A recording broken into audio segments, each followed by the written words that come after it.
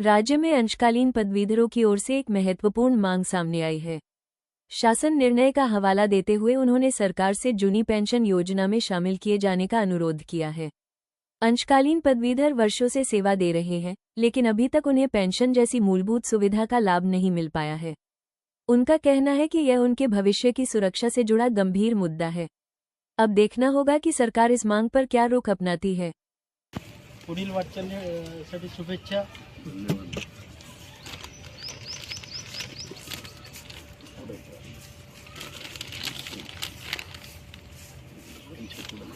प्रथम मी आपल्या चॅनलचं अभिनंदन करतोय। आमचं शासनाला म्हणणं असं आहे की आम्ही शासकीय कर्मचारी म्हणून 1994-95 पासून ते 2003 पर्यंत केलोय। जी योजना शासनाने आणली होती ती योजना 30 जून 2000ला शासनाच्या वतीनंच बंद करण्यात आल्यामुळे आम्ही मूळ हे 2000च्या पूर्वीचेच आहोत।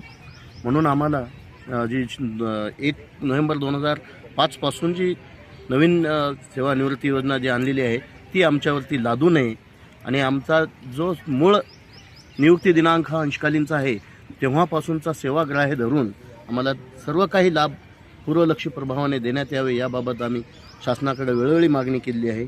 शासनाने आमच्या मागणीला दखल न दिल्यामुळे आम्ही माननीय उच्च न्यायालयात खंडपीठ औरंगाबाद आता संभाजीनगर या ठिकाणी याचिका दाखल केली आहे आणि पदवीधर अंशकालीन कर्मचारी जे आहे ते सगळे मूळ त्यांनी जे काम केलेलं आहे ते 2005च्या आधी शासकीय सेवेमध्ये काम केलेलं आहे आणि प्रत्येक तहसीलीमध्ये काम करत असताना 3 वर्षाचा अनुभव घेतल्यावर तहसीलदाराने अनुभवाचं प्रमाणपत्र दिलेलं आहे। त्याच्यामुळं ते शासकीय कर्मचारी या संवर्गामध्ये मोडतात। परंतु 10% आरक्षण जे आम्हाला मिळालं ते 2005 नंतर 27 ऑक्टोबर 2009च्या GR नुसार मिळाल्यामुळं आम्हाला जुनी पेन्शन योजना लागू नाही।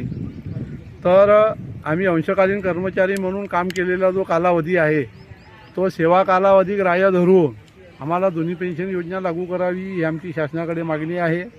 त्याच्याकरता आमचा शासनासोबत पण संघर्ष सुरू आहे।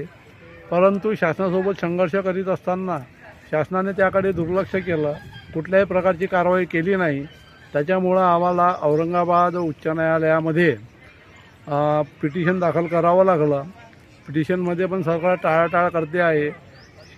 कोर्टाकडून नोटीस गेल्यानंतरही ते उत्तर देत नाही, प्रत्येक वेळा तारीख वाढवून मागतात। तर अशा पद्धतीचं सुरू आहे। परंतु आम्हाला आशा आहे की आम्ही जे प्रयत्न करतो आहे, आम्ही जे काही शासन निर्णय जोडलेले आहेत किंवा जे आत्तापर्यंत शासनाने निर्णय घेतलेले आहेत 2005च्या पूर्वी नोटिफिकेशन असेल, जाहिरात असेल किंवा जे काही असेल, परंतु नियुक्ती 2005च्या नंतरची असेल तरी त्यांना जुनी पेन्शन योजना लागू केलेली आहे। तर त्याच्यामुळं आम्हाला पण खूप आशा आहे।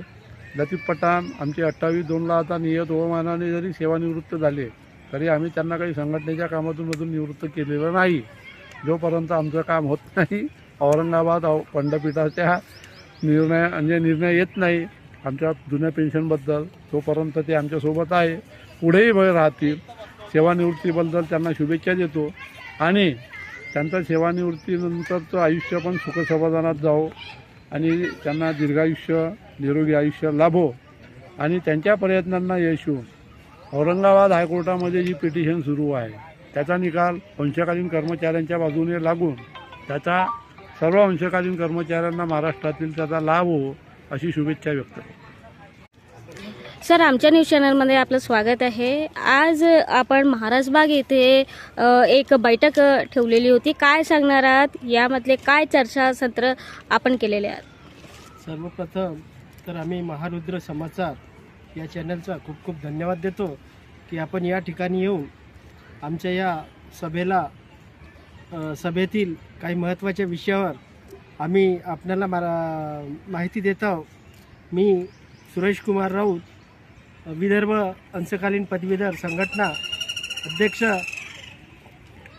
तर महाराष्ट्र प्रदेशचे माननीय श्री लतीफजी पठाण साहेब हे दिनांक 28/2/2026ला सेवानिवृत्त झालेले आहेत आणि त्यांचं आज या ठिकाणी सत्कार करून त्यांना या ठिकाणी सन्मानित करण्यात आलेला आहे।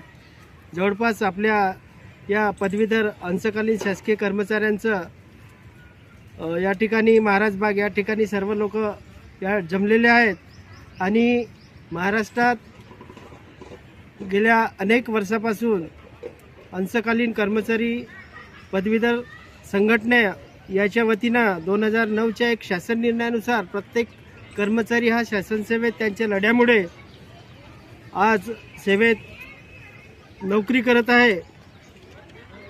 परंतु 2005च्या शासन निर्णयानुसार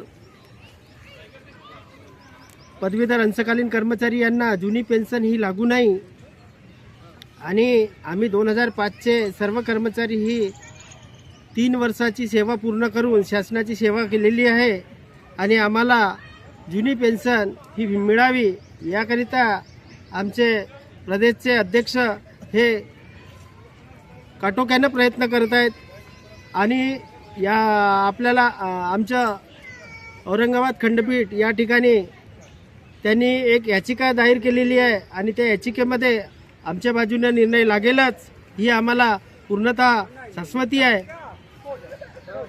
नक्कीच यांच्या यशाला यांच्या प्रयत्नांना यश प्राप्त होईल अशी आम्ही या ठिकाणी आशा बाळगतो आणि यानंतर माझे सहकारी सवाने साहेब हे बाईट देतील.